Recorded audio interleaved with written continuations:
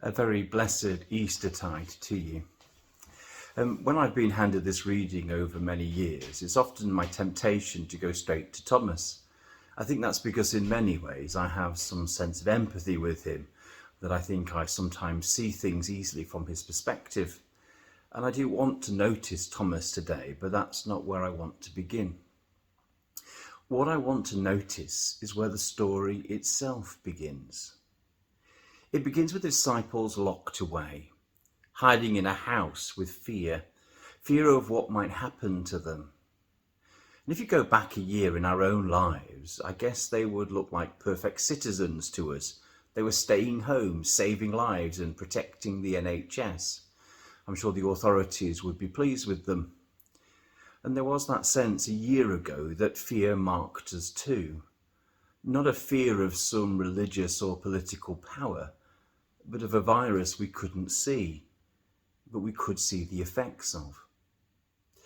Because of that, I think we can see ourselves in the disciples, but I want to suggest that we are too much like them in another way. It has often been our habit as churches to retreat into our buildings. We did our worship there, we expected people to come to us there, and often intentionally or not, we isolated ourselves from the world there. And then lockdown came. And again, in one sense, we retreated.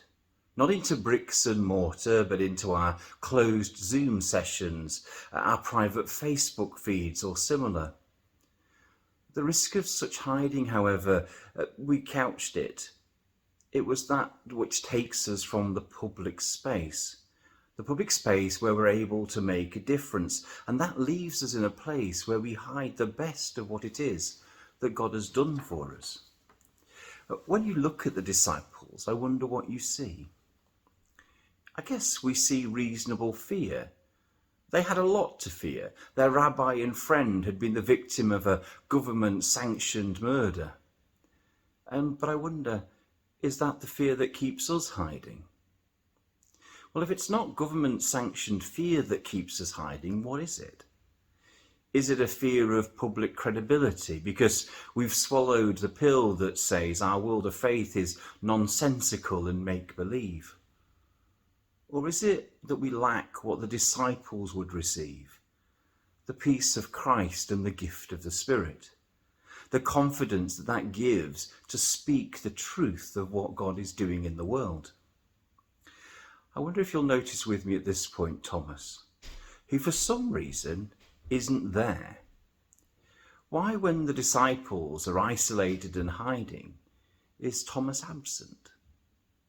Was he taking his advantage of the permitted daily exercise, which created a rhythm in the day for so many of us last year? Is he out and afraid of the consequences of leaving? Is he brave, grieving, stupid, or disobedient? Whatever it was that enabled him to leave, we're not sure, but we know he wasn't there. And when he returned, he was told he has missed seeing his rabbi, his friend, and his Lord. He is broken, and he refuses to believe. And when Jesus returns to the room, Thomas, we know, is transformed. He hasn't even touched Jesus by the time he's calling out, "My Lord and my God." And then in the story, Jesus addresses us and tells us that we're even more blessed than Thomas because we have not seen, and yet we have believed. We are blessed, says Jesus. But I wonder, what's our response? To take to the streets or to withdraw? I wonder if the majority of the disciples, and then Thomas, reveals something to us by their different lack. The disciples hide away in fear, and it is only Christ who can change them. Thomas is bold in the face of fear, it seems, but he still needs Jesus to make sense of his boldness. He needs to know what it is that he needs to say to the world, even when he doesn't fear it. Well, I guess what I'm saying here is that the disciples, all of them, challenge us, and they give us an understanding about ourselves. With the disciples, if we're honest, sometimes we're hiding because of fear. But that fear is not fear of anything worth being fearful of. With Thomas, we're often in the world, but we're not really sure why or what it is that we're to say. So what else does the text teach us? I turn to the end of the gospel and offer you again these words. Now Jesus did many other signs in the presence of his disciples, which are not written in this book. But these are written so that you may come to believe that Jesus is the Messiah, the Son of God, and that through believing you may have life in his name. First of all, Jesus is the key.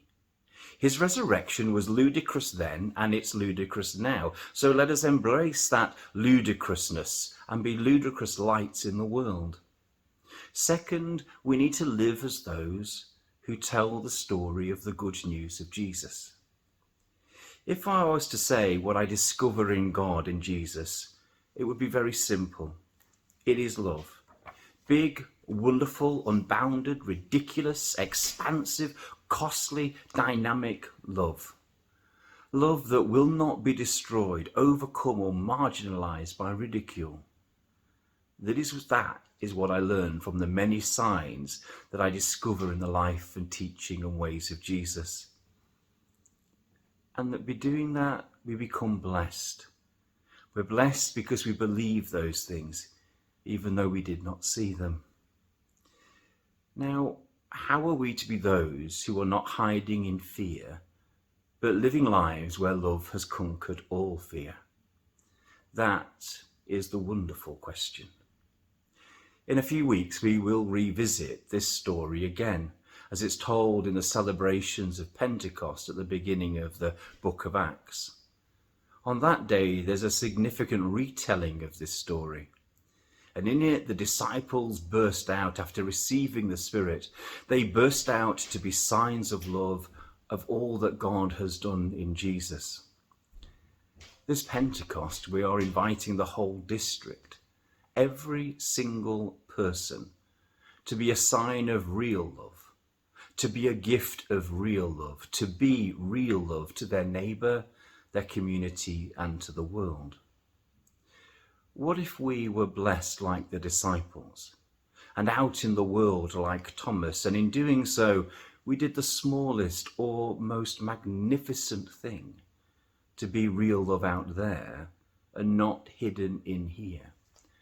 What if we did that? Please keep listening in the lives of your circuit, in the lives of your chapel, and wait to hear the story of real love that will emerge in the coming weeks. And prepare yourselves to take part in being real love in the season of Pentecost that is yet to come. Again, may you have a blessed Eastertide, and may you know the real love and presence of Christ. Amen.